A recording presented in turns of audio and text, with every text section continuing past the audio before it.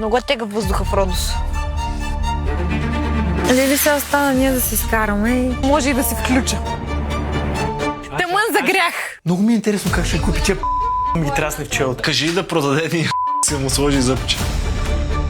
Всеки ден става все по-интересно и по-интересно тук. А ти си в епицентъра. Опала ме заболя главата. Ще изсипаш. Не, няма да изсипвам. Точно няма да изсипвам. Мисля, че завистта на Кияра я разяжда. Това си е излагация. Не, Мила, не е излагация. Ти се излагаш само да казваш. През цялото време ти се излагаш. Тя реално знае коя е по-красива, коя е по-умна. Тя просто пак продължава да се натиска и да се натяква това до салата. Няма да се разплача да им покажа, че съм слаба.